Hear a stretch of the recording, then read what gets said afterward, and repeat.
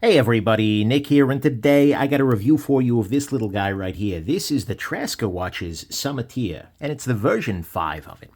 First off, though, before I go any further, I gotta let you know, this guy was sent to me by the manufacturer. What happened here, actually, is that sometime back, I was sent by my buddy Nathan an earlier version of this watch, an earlier Traska Summiteer. And I put it in a video that was sort of a collection of gear that was good, but not maybe good enough to merit its own review. And believe it or not, the maker has such poor taste in YouTube channels of Traska that he watches my content, apparently, and found that video and he sent me an email basically saying, "Hey, Nick, I agree. That watch that you had, there's a lot that it needed to have fixed. We've fixed it. Do you want to take a look at the new one?" And that was really interesting, right? Coming at me not from the perspective of like, "Oh my God, you jerk, talking about," but saying like, "Yeah, we could do better." And you know what? We did. Absolutely, right? I respect the moxie, but he reached out to me, said, "Hey, I want to send you one." And I said, "Sure, why not? Let's check out the latest and greatest," right? Not a problem. But I told him, as always, I'm going to talk about the good, the great, the bad, the ugly. It might be a gem, it might be junk. He did still send it along. Nonetheless, we do have to assume this is the very, very best quality controlled one of these guys ever. And I'm doing my absolute best not to let that affect the nature or the quality of my review. First off, actually, let's do some size measurement here. This is the 38mm variant of it. There is also a 36mm, which is a little bit small even for my wrist, but what we're going to see here is that when we measure this guy, we are coming in right around 38mm with the crown closer to 41. The dial width here roughly boils down to like 32mm or so. The thickness of the watch is not actually particularly substantial. We're looking at like about a 10.6mm size. Lug-to-lug distance, which is one of the most important measurements for folks with small wrists, is quite svelte, coming in here right around, this is always a pain in the neck to measure, but we're coming in here around 45mm, which is quite wearable, right? And then the bracelet here, the lug width for the bracelet itself, come on, get in there, is 20mm. So that is a lovely thing. So this is the latest generation Traska Summiteer.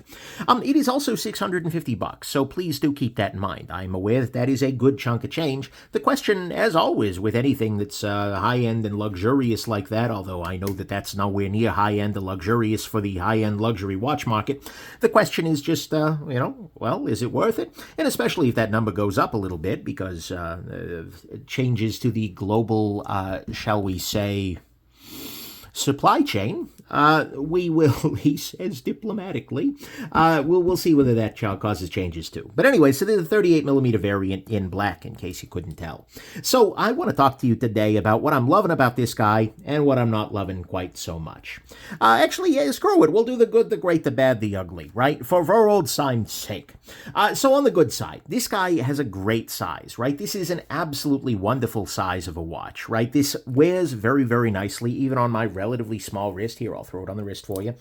This guy works very, very nicely, even on a, 6.5 or so inch wrist, right? That is a beautiful thing. The wearability of this thickness, or thinness perhaps is a better way to put it, is nice. And the fact that the lugs slope down a little bit even with that works really well, right? So the size of this guy is great. And the bracelet is nicely sized. It's not so thick. It's just a beautiful little size for wear.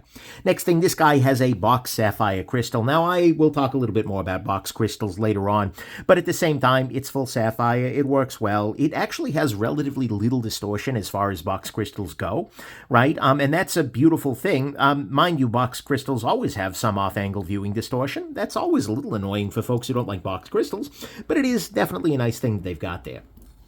It has drilled lugs on there, which are a nice little concession to this being kind of a toolish watch, meaning it is a tool watch, not that you are a tool if you wear it, although I'm sure many tools wear it, and I'm sure many very kind people do not.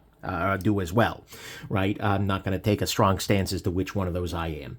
Anyways, so there's that. The case on this guy has a very nice polish as well. What we're going to see here is that this guy has a very nice polish along the side here. You can see everything going on, see jackasses in Batman masks, all that kind of thing. And then around the outside here, there is a nice sunburst polish. Let's see if I can show that off.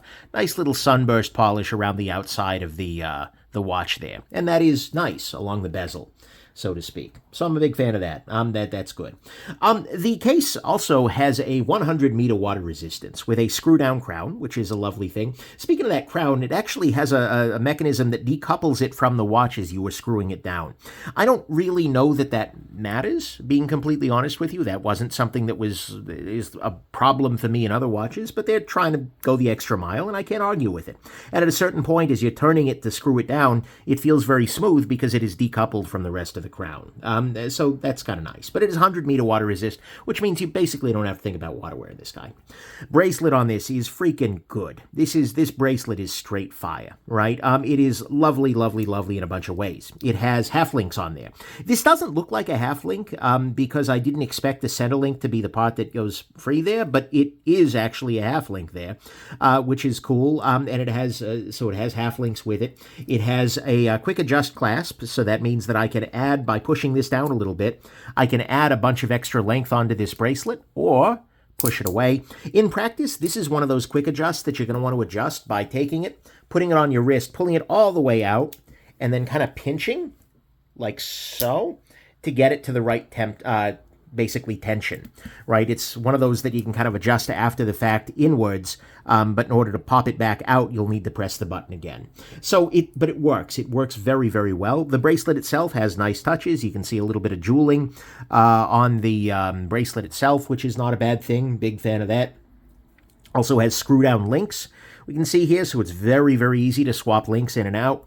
This is a bracelet that is very, very nice. And then this clasp, right? This clasp is beautiful. Not only does it have Traska's logo engraved, it's polished on the side. It is just a lovely, lovely bracelet. This is a bracelet that is as good as, I don't know that I'd say as good as any. Like, I slightly prefer Formex's adjustable bracelet for the way of the adjustment. But this is among the best in class in terms of quick adjust bracelets. This is very, very nicely done. And the bracelet itself has a lot of flexibility. It just wears beautifully.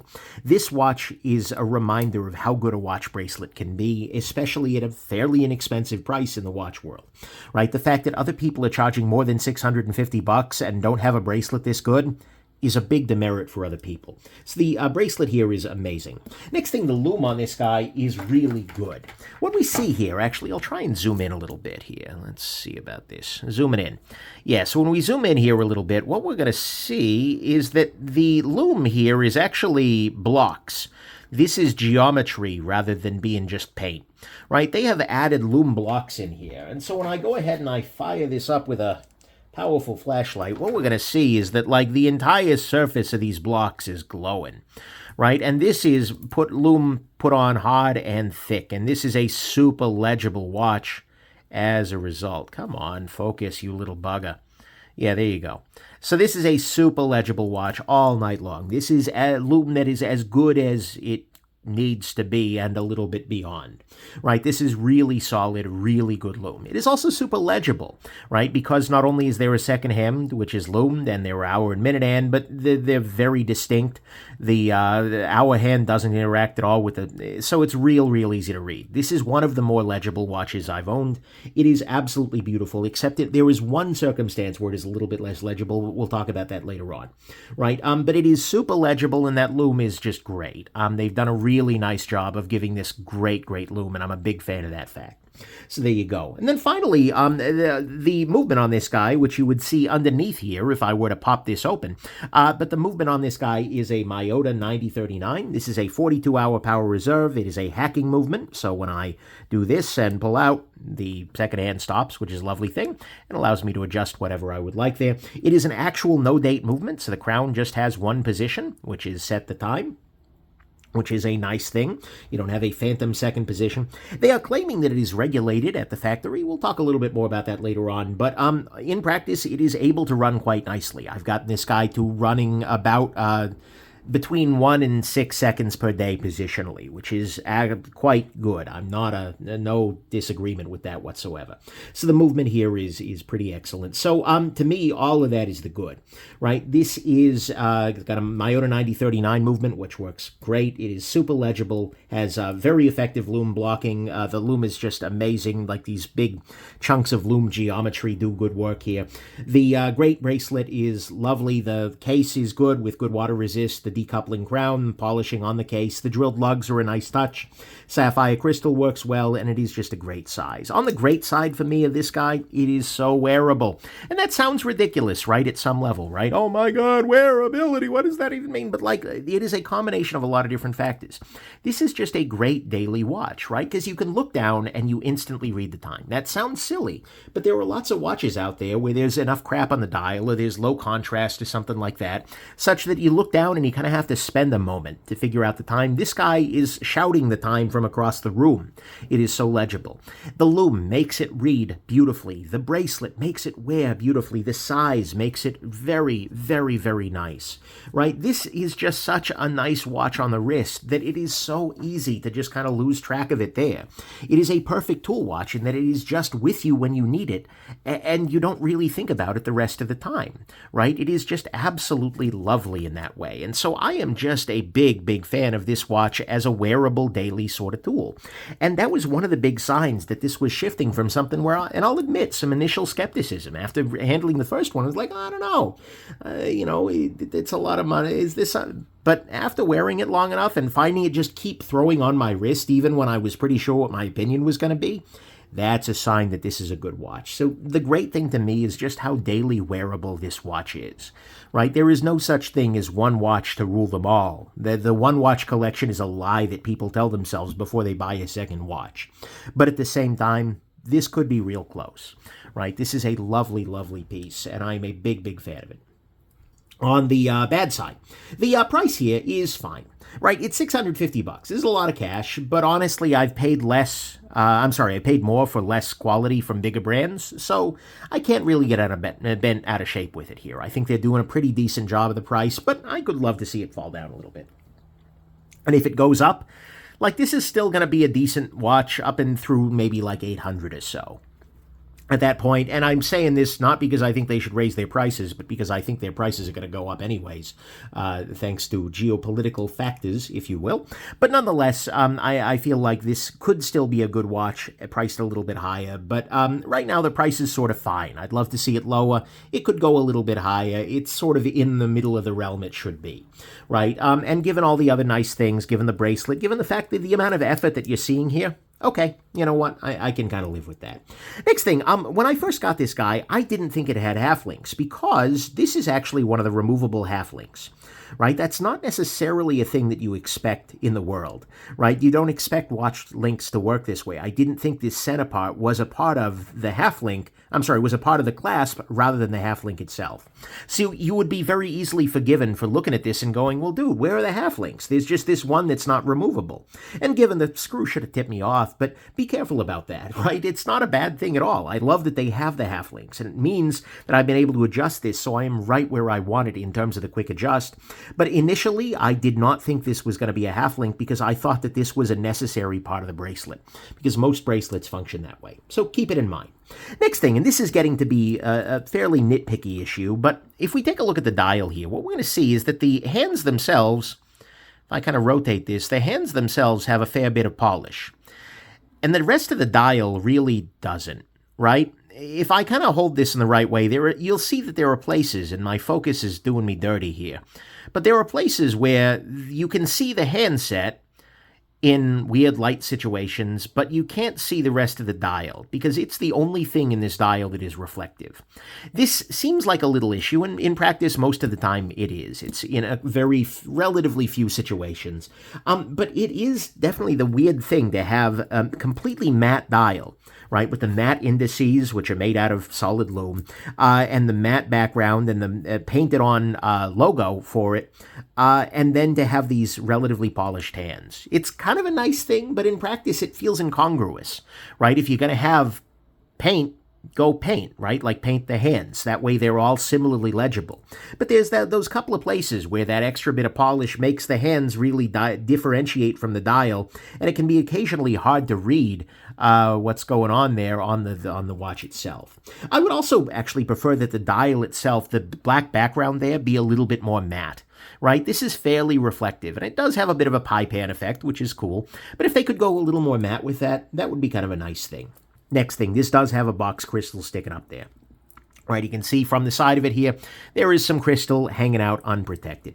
This means that this crystal is a little bit more vulnerable to getting hit from the side, etc. The distortion is very low, but generally speaking, especially in a watch that's meant to be a tool watch, box crystals are a weird vibe, right? I think I would generally prefer that the bezel come up a little bit more and use a flat nested crystal in there, which just increases the durability and things like that. Next thing, the one little thing that's a little weird about this button is, about this quick adjust, is that the button is a little strange. If you're trying to press the button and push it all the way in, it's actually quite hard because the button itself is kind of interfering with the ability to push it the rest of the way in. So in practice, my life got better when I realized that this is a watch where the button allows you to pull the quick adjust out, and then you can push the adjust the rest of the way in. That's way easier. Right? But if you're trying to adjust it using the button pressed down, that ain't working. So instead, as a piece of advice, press the button in to get it all the way out and then press it to the right area that you need pressed. And that'll let you get it the rest of the way in there. Little detail, but it's a thing. So to me, all of that is the bad here, that this is that button on the quick adjust is a little unintuitive. The box crystal, I don't particularly love for a tool watch style thing. The dial could use to be a little bit more matte. The combination of polished hands with a flat dial can lead to some weird legibility issues. The halflinks are a little hard to read as such, and the price is sort of okay, right? It could be cheaper, sure. It could be a little more expensive, sure. But it's sort of right down the middle. On the ugly front, and I'm sort of hesitant as to whether to put this in the ugly or not, because I will freely admit. So what happened with this guy is I worn it a fair amount. I have probably spent the better part of like a month with this guy on my wrist, on and off, right? I switch my watches around a fair amount. And at one point in time, as I was wearing it, I looked down and I realized that, and I think I'd been wearing it for a couple of days, I looked down and I realized that my watch was way off. Right? And I had that weird moment of just like, hold on, am I crazy? Or is it the room clock that's crazy? Then I take out my phone and pull up the atomic clock thing, and I realize that no, my watch is like 1 minute and 30 seconds fast. And that was bizarre, right? And so I came home, put it on the time grapher, and realized, in fact, that this was running about 30 seconds per day fast. Whether this was the case from the factory or whether it might have gotten bumped or something, jostled, that adjusted the regulation, I can't be 100% sure. But the simple fact is that I was wearing this guy and it was running about 30 seconds a day fast. And I might not have noticed that if I was just wearing it for a single day at a time, right? And so I had to open this guy up. And I'm going to be real with you, opening the back of this watch turned out to be a giant pain, right? Like I have the tools to do this, right? I have a case back tool, a case back wrench, but for whatever reason, whoever installed this case back on this particular watch must have been like a lowland gorilla and was just like really giving it all the juice it could, right, to get this guy closed, because I had to actually buy a separate tool to hold the case to use with my case back wrench in order to be able to open this case back. Once I did, it was real easy, right? And all I did is I just adjusted the regulation on it a little tiny bit, and I got it to the point where it now runs between 1 and 6 seconds a day fast, because I prefer it to run a little fast rather than a little slow. It's easier to adjust. But I have it running very, very accurately now, but either out of the box or pretty quickly afterwards, this did lose its regulation. It also did magnetize at one point in time after that, so it is very vulnerable to that, but it's an out-of-the-box Miyota movement, right? It's not going to have super anti-magnetic properties, etc., so that's not the end of the world, but I was not very impressed by the regulation on it, right? Either it lost it quite quickly, although it's held it since, or it came out of the factory at around 30 seconds a day. I wish I'd thrown it on the time graph at day one to see that, but I didn't, so now I'm being a little ambiguous. But either way, I would like to see better regulation from the factory if it is remotely possible that it shipped with such poor regulation, right? It's not the end of the world, and I was able to do that pretty easily once I got the case back open after freaking Coco, the gorilla, got it, sealed up the first time. But nonetheless, it was very nice, and Now it runs very nice. I'm sorry. It was not very nice to do that regulation myself, although it only took me a few minutes. But I'm also, I have the ability to do that. I know how to make that happen. Most folks don't. So they need to be very, very careful with their accuracy, right? Because, look, mechanical watches aren't what you buy for accuracy. But if you're going to sell them, you at least need to try. On their website, they're saying, I think 10 to 20 seconds a day is what they generally aim for with their regulation. Can clearly do a little bit better, and I'd like to make sure they do. So to me, that is the ugly here, is that there was some regulation issues, but it was easy to fix up, and, the Coco the gorilla put the case back on it, but that's sort of variance. So, final conclusion here. This watch is quite good. I want to be very clear about that. Like, as much as I felt like the earlier generation that I handled didn't deserve a full review because it had a number of little issues, I feel like this one does because it is quite good, right? This is a watch that if somebody said to me, Nick, this is your last watch, this is what you're wearing, like, okay, sure, whatever, right? It's not by any means the end of the world, right? I like fancy watches. I have lots of watches around, but this is a good one. This one belongs very much in a collection on the wrist. It's a great, great freaking watch, right? So I like it. And in fact, after I kind of kept wearing it unnecessarily, like, well, I don't know, maybe I need to do a little more reviewing. I throw this guy back on the wrist who's like, okay, Nick, you like the watch. Just admit you like the watch. And indeed, I like the watch. One thing, though, that is a little weird about this watch is the identity crisis, right? This is the Summiteer, right? And that gives you exploring, adventuring, outdoors, tool watch, through and through vibes. But they did a couple of things here that don't really feel very explorer, outdoor, tool watch, through and through, right? It is a mechanical watch, and mechanical watches are a lovely thing, right? I like mechanical a lot, but if you want something that is going to be incredibly durable, that is going to be very, very easy to maintain in the field, right? If you want something that's going to be accurate, keeping your time as you're going up to the summit of freaking Everest, you probably want a quartz watch instead of a mechanical. I'm just throwing that out there. And so this watch with a high accuracy quartz movement, or a solar quartz even better, oh boy, would that be nice. I would love that.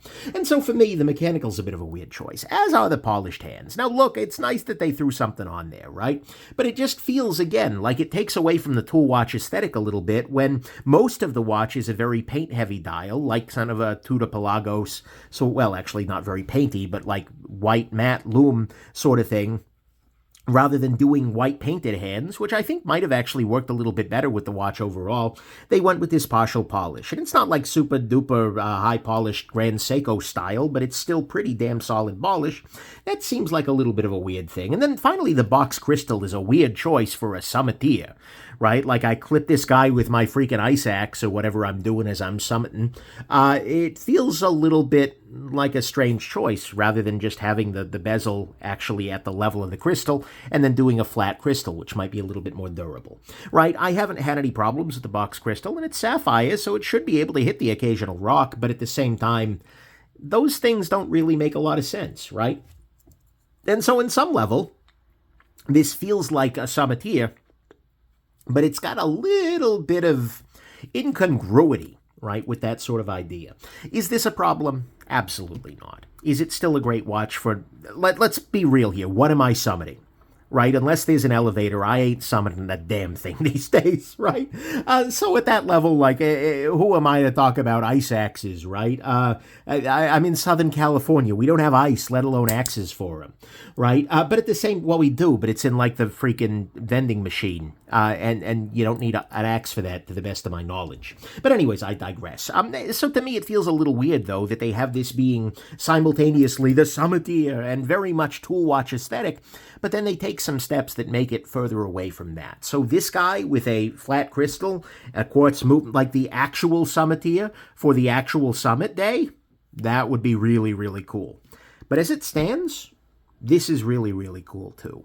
Right? Like I said, I have come to really appreciate this watch as just like a daily wear watch, right? As I said, there is no such thing as your just one watch, but this one could be, right? The size is great. The wearability with this incredible bracelet is great. The Lume is really, really good. It is super legible. It is not very pretentious. No one is going to look at this and go, they might go like, if they're really in the know, like, oh yeah, they're kind of doing a little bit of a Rolex Explorer 1 vibe, except there's not 15 pages of text on the dial.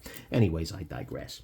But nonetheless, you know, it's not a particularly pretentious watch. It's just a watch, and it works really, really freaking well. And so that's my final conclusion on this watch, right? It is just a watch, and it works really, really freaking well. But for $650, as it stands right now, and given all of the things that they've got brought to the table here, this is a nice reminder that microbrands, when they set their mind to it, can do really incredible things that have a lot of really technical good aspects to it too, and can do something that well, is pretty great. And so, although I think that there are ways that this could improve a little bit to further get closer to the summit of perfection, and that I think there's a role for one that is a little bit more tooly than this guy even was, and I think in some ways that would be even more appealing. At the same time, this is a really great watch. And in fact, the Traska guy called it when he said, hey, look, the first one wasn't worth doing. This one's great. And I agree. This one's great. This is a really good watch. And so if you're looking for something, you like the aesthetic, and you don't mind the fact that it might be a little awkward on an ice axe, then by God, you should absolutely pick one of these guys up. Or at least take a peek at one. Okay, anyways, hope this has been interesting to you, and that you have yourselves an absolutely wonderful rest of your day. Bye now.